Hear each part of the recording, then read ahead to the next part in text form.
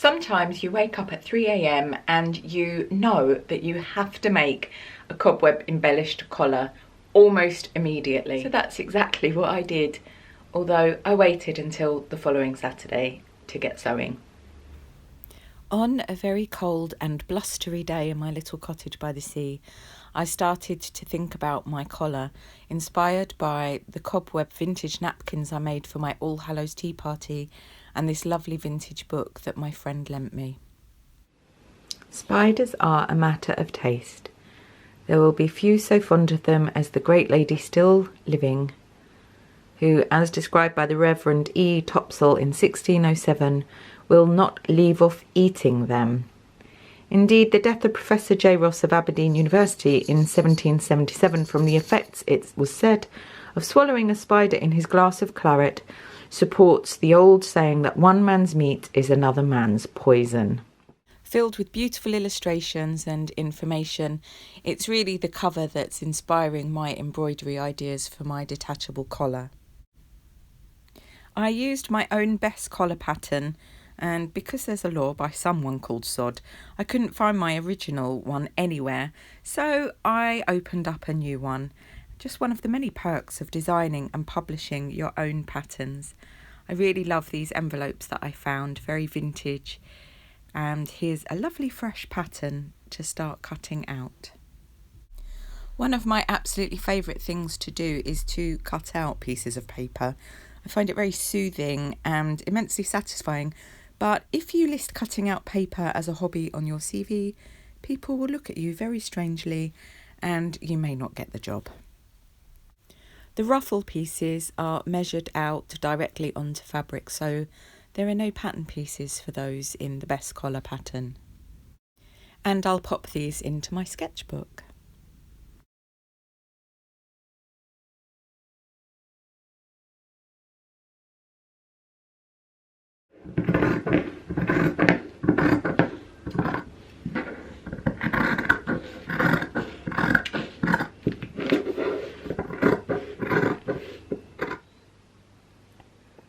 So I've cut out two of the collars,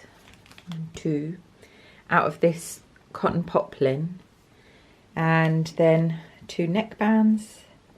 And I've decided to use this, it's antique Chantilly lace. There's just one length of it that I've been saving. So I'm going to use that to do the ruffle around the neckline. And then I have a grosgrain ribbon from Jacob's Haberdashery. I do love a grosgrain ribbon. There's something really textural and lovely. And then the ruffle that goes all around the edge of the collar, I'm going to do in the black poplin as well. So I've assembled all of my pieces. I'm going to do a little sample of this machine embroidery cotton. It's got a shine to it and some pearls, so I'm going to embroider the cobwebs in a mix of these two colours and then use some of the smaller pearls to further embellish and make it look really, really pretty. So there's all the bits all assembled. I'll be following the step-by-step instructions that come in the fully illustrated guide to sewing your best collar. So I'm just going to work my way through these.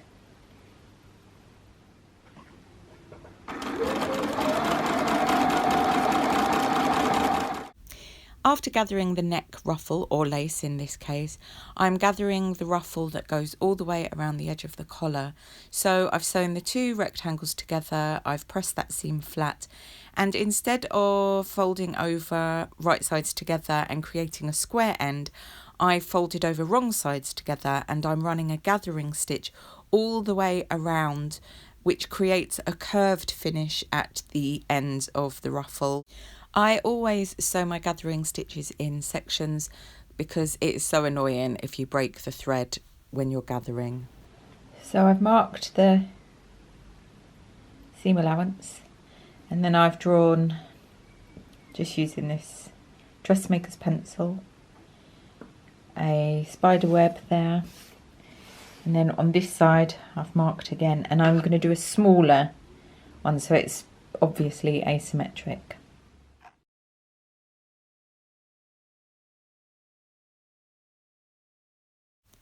I've threaded my Bernina sewing machine with the embroidery thread, but I've left the bobbin thread as a normal cotton sewing thread. I'm not sure that it would make a difference, but it seems to work, and you don't see the bobbin thread because it's underneath the work.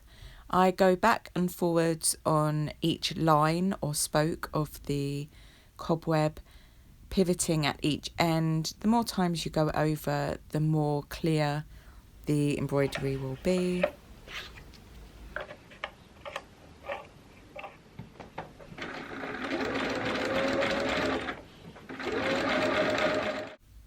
I'm really pleased with the finished embroidery, although I'm not sure you can really tell the difference between the two different colours.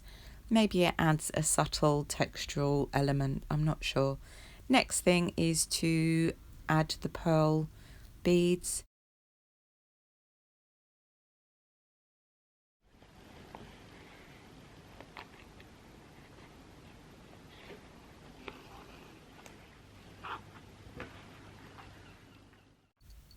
I used a beading needle which is very thin and sharp to put the pearls on the cobweb, but I have to admit that my eyes are not what they used to be, and there was a lot of faffing around at this particular point of the project.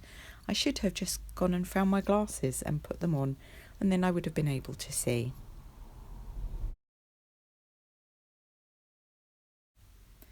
I've pinned my grosgrain ribbon, it's about 50 centimetres for each tie, onto the neckband section of the collar, and then I'm going to add the ruffle all the way around as well, and I edge stitch these in place. This is actually a very quick and easy project, but this is probably the most faffy part of it, and also if you're not embroidering, it doesn't take you very long to make one at all. So I've sandwiched together the lining and the collar, sewn them together, and now I'm just pulling through my finished collar, making sure that the corners are all pulled through and the ruffles are sitting nicely. And then I'm going to edge stitch all the way around the neckline. It doesn't say to do this in the collar pattern, but because this fabric was a bit puffy, I thought it was best. And then a hand stitch to secure that opening, and the collar is done and ready to wear for glamorous occasions.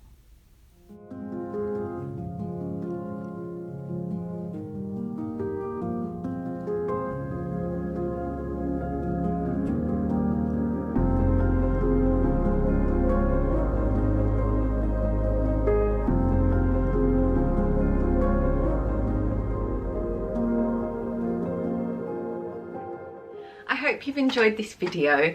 I have had so much fun making my cobweb embellished detachable collar, and I can't wait to wear it. If you'd like to grab a best collar pattern, I'll pop the link below.